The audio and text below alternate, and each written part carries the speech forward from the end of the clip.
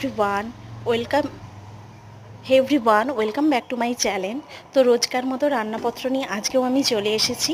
তো দেখে নিশ্চয়ই বুঝতে পেরেছো আজকে কি হবে। হ্যাঁ, আজকে হবে চিলি চিকেন। তার জন্য আমি মাংসটা ভালো জলে আমি ধুয়ে নিয়েছি এবং এখানে কয়েকটা আমি ডিম ফাটিয়ে নিয়েছি। তো এবার আমি মাংসের ওপর পরিমাণ মতো নুনটা দিয়ে দেব। নুনটা দিয়ে দিচ্ছি। এরপর দিয়ে দেব পরিমাণ মতো কর্নফ্লাওয়ার।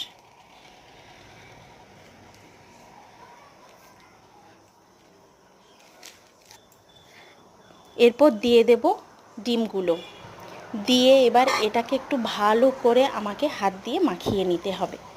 খুব সুন্দরভাবে আমি এটাকে ম্যারিনেট করে নেব, করে ওই 2 থেকে 3 ঘন্টা ঢেকে রেখে দেব।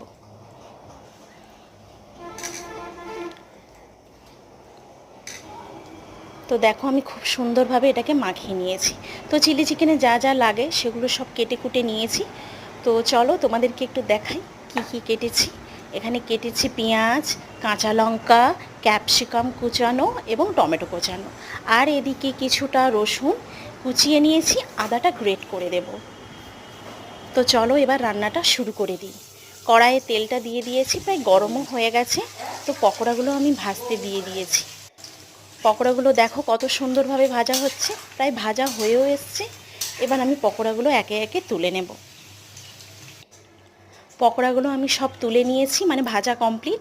তেলের ওপর দিয়ে দেব আদা কুচি, রসুন কুচি, এবং এটাকে একটু ভালো করে ভাজবো যাতে এর কাঁচা গন্ধটা চলে যায়।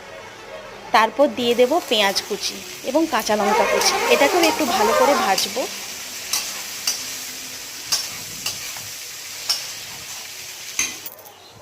তারপর দিয়ে দিচ্ছি ক্যাপসিকাম কুচি, এটাকেও একটু ভালো করে আধো আধো ভাজা ভাজা করব, যাতে একটু ক্যাপসিকামটা পেঁয়াজটা নরম হয়ে যায়।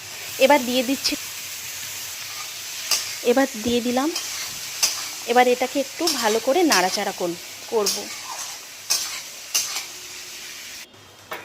তারপর ভেজে রাখা চিকেন পকোড়াগুলো এটার উপর দিয়ে এটাকেও একটু ভালো করে নাড়াচাড়া করব। তো আমি এখানে একটা মিশ্রণ করে নিয়েছি, soya sauce, tomato sauce, chilli sauce আর একটু কর্নফ্লাওয়ার গোলানো জল। এটা আমি এবার কষানো মাংসের উপর দিয়ে দেব। তো ভালো মতো আমার চিলি চিকেন